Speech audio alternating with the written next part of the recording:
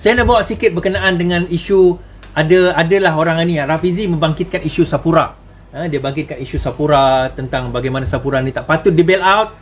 Masa itu Mahathir dah bail out dengan 4 bilion PNB. Tetapi kemudian Najib cadangkan bail out lagi 10 bilion. Okey. Rafizi kata tak setuju. Kemudian Najib kata, "Alah, zaman Pakatan Harapan pun bail out. Itu Mahathir yang bail out. Tak ada kena-mengena dengan Rafizi. Rafizi tetap tak setuju dengan bail out tersebut kan?" Okey. Now, sekarang ini tiba-tiba keluar satu apa orang kata statement account lah 2020 kata bahawa dua company Rafizi ini rugi. Ni dia kata rugi, dan saya tulis artikel panjang tentang menjawab persoalan ini. Dia kata saya dah baca. Untung rugi, dia kata syarikat itu rugi. Ignacio dengan Invoke dia kata rugi. Ignacio rugi 700,000 dengan pendapatan hanya 20,000. Dan juga Invoke rugi kalau tak silap saya 1.4 juta kalau tak silap, walaupun revenue dia 4.3 juta, lebih kurang macam tu. So dia kata sebenarnya adalah suara-suara macai, termasuklah macam-macai daripada dalam PKR sendiri sebenarnya, yang mengatakan Rafizi masuk ke dalam politik ni sebab dia dah habis duit. Dia dah tak ada duit dah, dia dah bankrupt.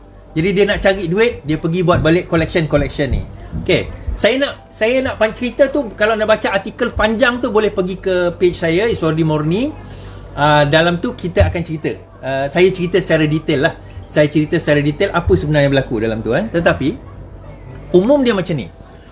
Bagi siapa yang belajar finance, dia akan tahu, dia akan tengok apa dipanggil sebagai acid test ratio.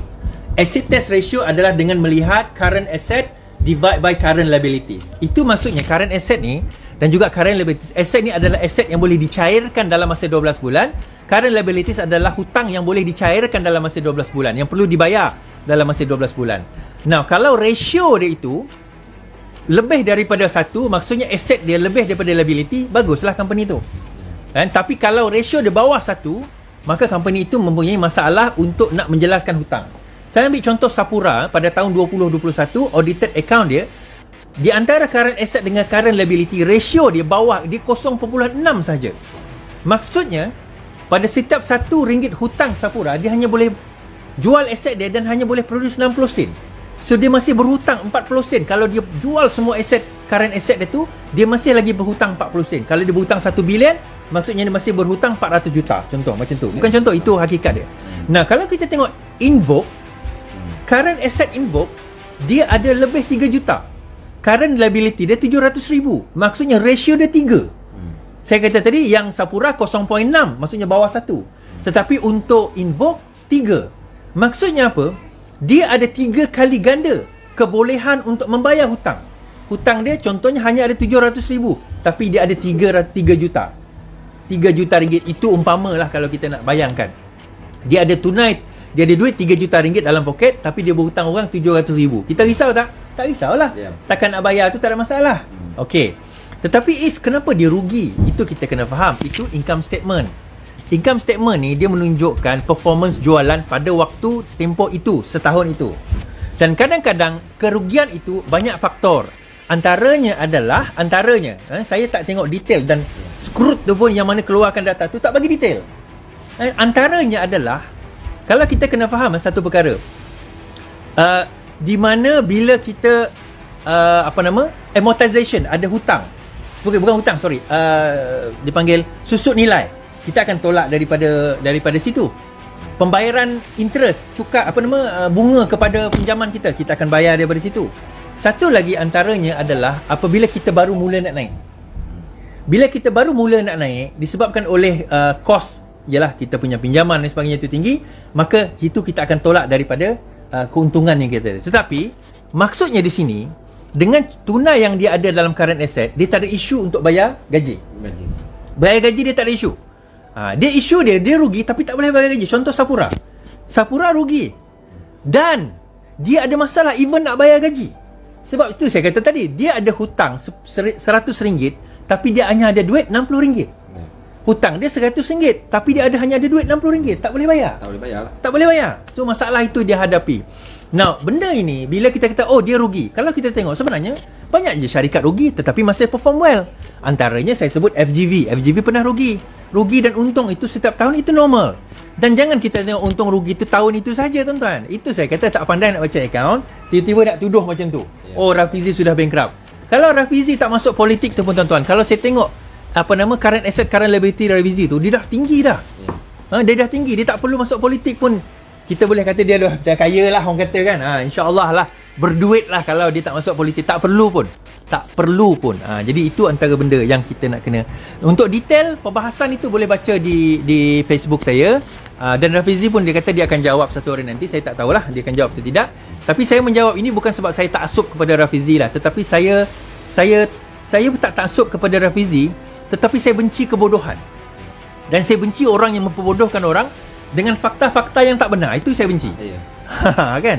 Dan orang-orang yang bodoh ni pun percaya. Oh, betul lah Rafizi dah bankrupt. Kita pun gelak je. Yang masalahnya gelak orang lain. Dan pada saya saya menyampuk sedikit. Sila. Isu ini syarikat Rafizi nak rugi ke bankrupt, pada saya ini global lah ya. Tetapi dari sisinya, kalau dia nak bankrupt pun dia tak menyusahkan. Dia tak akan menyusahkan rakyat Malaysia. Dia saja dia tak akan menggunakan duit rakyat.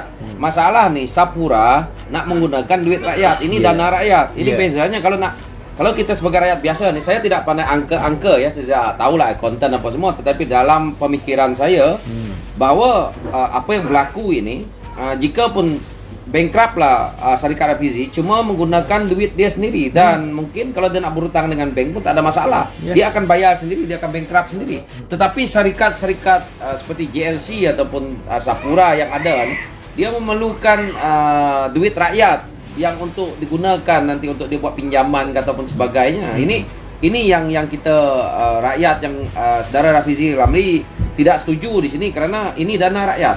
Ini pandangan saya lah yang simple, yang tidaklah sebat orang lain yang bermain angka seperti saudara Rafizi dan saudara Iswadi. Dia tahu benda-benda ni. Saya tidak berapa faham dalam sini. Saya cuma politik yang sederhana saja. So saya kembalikan ke dia lagi menyambung which is very true. Itu point saya yang terakhir. Maksudnya di sini, kalaulah sekiranya pun dia nak bankrupt, katakanlah kalau dia nak bankrupt, itu duit dia dan pelabur-pelabur dia. Yalah. Dia tak libatkan duit rakyat. Dia tak ambil minta bail out. Tak ada. Kan? Tak ada. Sebab apa tuan-tuan? Kenapa kita duk marah sangat? Tuan-tuan bayangkanlah, kita susah, kerajaan suruh ambil duit kita sendiri daripada Abdul Aziz. Tak payah macam itulah. Saya nak masuk lagi. Sila. Kita lihat pemimpin bawahan parti PH lah, ataupun saya suka PKR lah, kerana saya parti PKR. Maka kita lihat, adakah mereka ini sekaya pemimpin bawahan parti-parti lain yang pernah memerintah negara 50 tahun? Kita tengok akar umbi saja, orang biasa saja sudah ada Valeri dalam rumah. Ini Rafizi saja yang seperti itu, company yang sekecil itulah pada saya, menggunakan duit sendiri. Sedangkan mereka ini, saya tidak mundur ya, tetapi kita boleh lihat dan kita boleh buktikan bahawa macai-macai yang ada di luar sana tu mendapat gelaran dan mendapat dana yang luar biasa itu.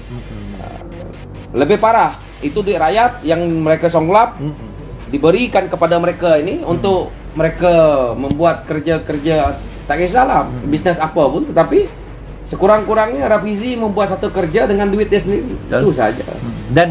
Dan bila bosku pergi songlap berbilion, tak ada pula dia cakap apa-apa. Tapi bila Rafizi rugi duit dia sendiri, tiba-tiba dia nak bising. Bosku songlap berbilion, penjara 12 tahun itu dah jelas. Tetapi kenapa macai-macai dia nak mempertahankan benda ni kalau benda itu memang tak betul? Sedangkan Amerika pun dah jelas mengatakan bahawa benda tu pun bersalah di sana, di sini. Di Singapura tu saja, Singapura awal-awal DBS Bank, dia punya ni dah manager dia, tak silap saya, dah masuk penjara. Dia Swiss Bank kat sana pun tutup. Gara-gara kes 1MDB ni. Dan tapi negara kita diagung-agungkan. Saya tidaklah nak berdendam dengan sesiapa, tapi hakikat yang real, yang sepatutnya kita rakyat nilai lah benda ni.